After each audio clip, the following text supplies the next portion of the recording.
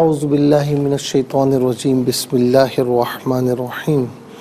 الحمد للہ وحدہ والصلاة والسلام علی من لا نبی بعدہ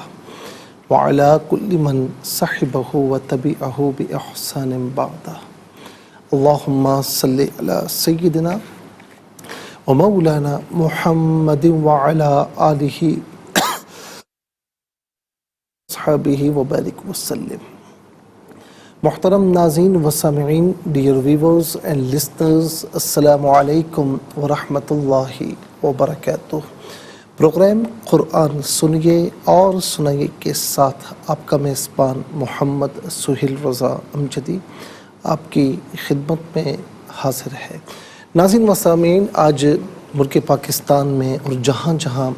فرسٹ محرم الحرام ہے تو سب کو یہ نیا سال بہت مبارک ہو۔ ناظرین و سامعین، اللہ رب العالمین سے دعا ہے کہ اللہ رب العالمین اس آنے والے نئے سال کو نئی خوشیوں سے، رحمتوں سے، برکتوں سے معمور فرمائے، اور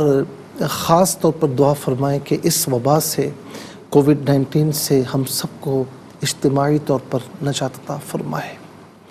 اچھا جی، آج خاص طور پر خلیفہ دوم، امیر المؤمنین، مراد رسول سیدنا فاروق اعظم رضی اللہ تعالی عنہ کا دن ہے۔ آج ان کا یوم شہادت ہے۔ ناظرین، کل بھی ہم نے آپ کی خدمت میں سیرت فاروق رضی اللہ تعالی عنہ کے حوالے سے عرض کیا تھا۔ آج ہم ناظرین یہ عرض کریں گے کہ اللہ تبارک و تعالی نے آپ کو ہر دور میں خصوصیات سے نوازا تھا، چاہے وہ دور جاہلیت ہو تو خطابت یا شاہ سواری یا علم و ادب یا ناظرین پہلوانی، کوئی بھی شعبہ ہو، اور خاص طور پر یہ بھی کہ آپ لکھنا پڑھنا جانتے تھے، چاہے سفارت کا میدان ہو،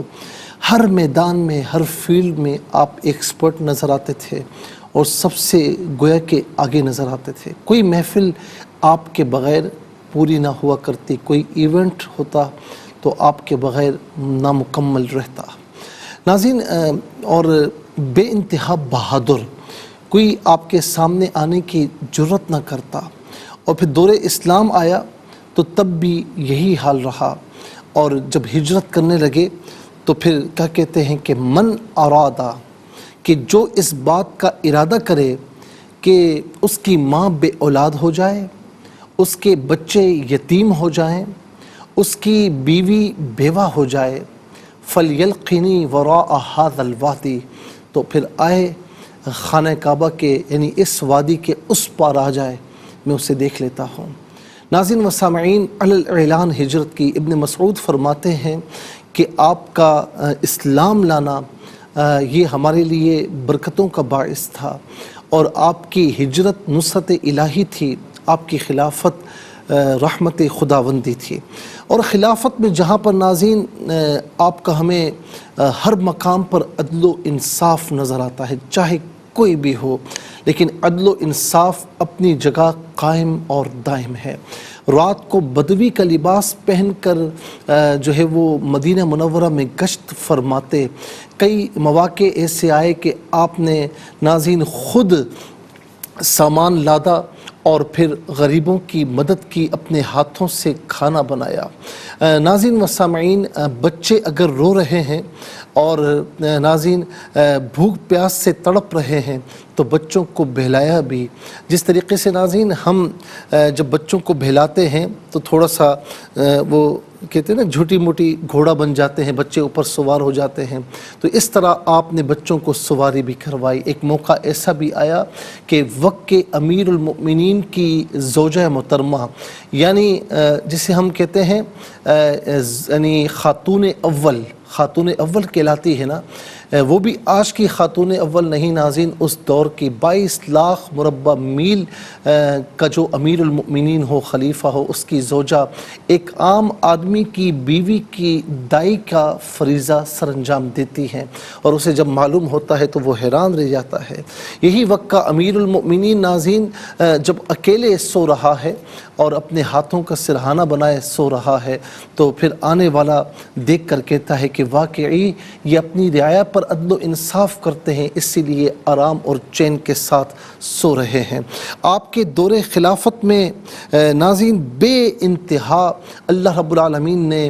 فتح و نصرت عطا فرمائی۔ 14 سن ہجری میں دمشق، حمص، بعلبک، بصرہ، ایلا فتح ہوئے، اور اسی سال آپ نے لوگوں کو تراویح کی نماز کے لیے جمع فرمایا۔ یہ بھی آپ کا ایک بہت بڑا کام ہے کہ تراویح کی نماز کے لیے لوگوں کو جمع فرمایا، اور امام ابی بن کعب رضی اللہ تعالیٰ عنہ کے پیچھے سب کو اقتداء کرنے کا حکم دیا۔ آپ ہی وہ ہیں کہ جنہوں نے سن ہجری کا اجرا فرمایا اور اس کا آغاز محرم الحرام سے فرمایا۔ 15 سن ہجری میں اردن، طبریہ یہ فتح ہوئے، اور اسی سال جنگ یرموک اور قادسیہ کا معرکہ پیش آیا، اور اسی سال آپ کے حکم سے سعد بن ابی وقاص رضی اللہ تعالی عنہ نے کوفہ شہر آباد کیا۔ 16 سن ہجری میں اہواز اور مدائن فتح ہوئے۔ حضرت سعد نے کسریٰ کے محل میں جو ہے وہ جمعہ پڑھا، اور اسی سال قنسرین اور حلب، تکریت وغیرہ بھی فتح ہوئے، اور اسی ناظرین سال اللہ تبارک و تعالی نے یہ مسلمانوں کو یہ فتح و نصرت عطا فرمائی کہ اسی سال میں فاروق اعظم رضی اللہ تعالیٰ عنہ خود تشریف لے گئے اور بیت المقدس بھی فتح ہوا، اور وہ مشہور واقعہ کہ آپ پیون زدہ لباس میں گئے، اور اس حال میں کہ سواری پر غلام سوار تھا، آپ نے لگام پکڑی تھی۔ اور اسی طرح ناظرین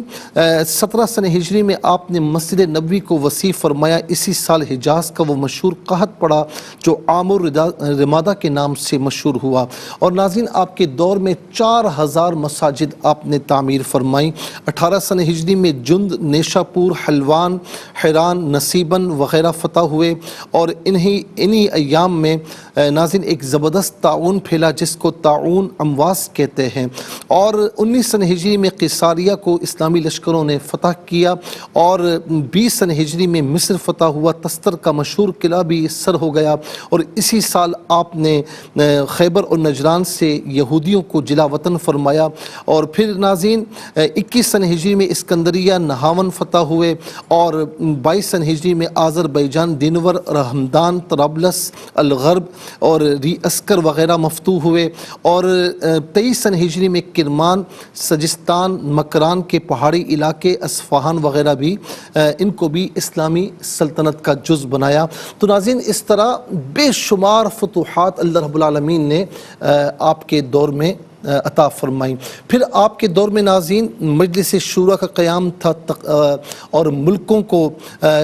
صوبوں میں تقسیم کرنے کا جو پلان تھا، ادارہ تھا، خراج کا طریقہ یعنی کس طریقے سے خرچ کیا جائے، عدالت کا باقاعدہ قیام، محکمہ افتاء کا قیام، پولیس کا نظام، فوج کا نظام، بیت المال کا باقاعدہ قیام، اور پبلک ورکس کے لیے اداروں کا قیام، شہروں کو آباد کرنا، اور بوڑھوں کی کفالت کرنا، بچوں کی کفالت کرنا، فوج میں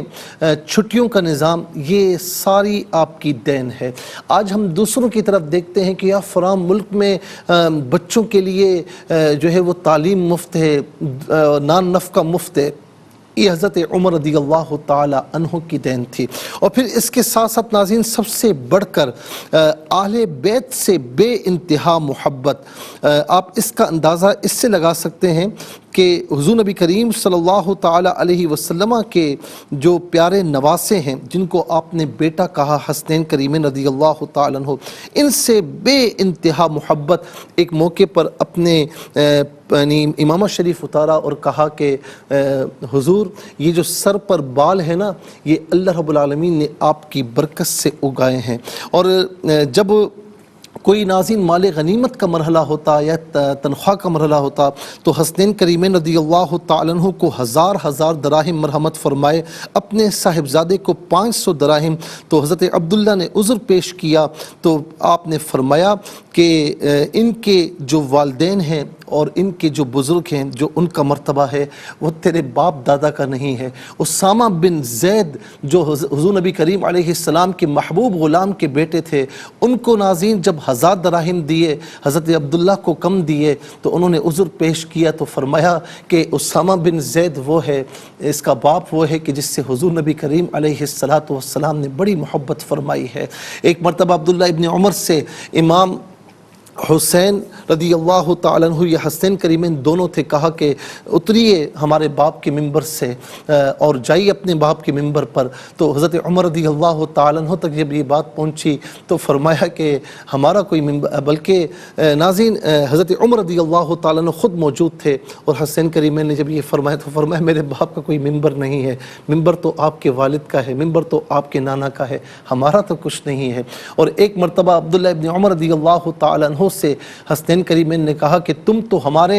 نانا کے غلام کے بیٹے ہو۔ جب حضرت عمر تک یہ بات پہنچی تو رو پڑے اور اپنے بیٹے سے فرمایا کہ جاؤ لکھوا کر لے آؤ، عمر کی بخشش کے لیے یہی کافی ہوگا۔ ناظرین ازواج مطہرات دور خلافت میں آپ کی بڑی عزت و تکریم کیا کرتے اور آپ کے لیے باقاعدہ بیش بہا وظائف مقرر کیے۔ جب حج کو جاتے تو ان کو ساتھ لے کر بڑی عزت و احترام کے ساتھ جاتے۔ یہ حضرت عمر رضی اللہ تعالی عنہ ہیں کہ جب ابو لولو فیروز نے آپ کو قتل یعنی آپ کو شہید کرنے کے ارادے سے حملہ کیے، جب آپ کو کیونکہ آپ نماز فجر کے لیے تشریف فرما تھے، حملہ ہوا، جانبر نہ ہو سکے، 3 روز آپ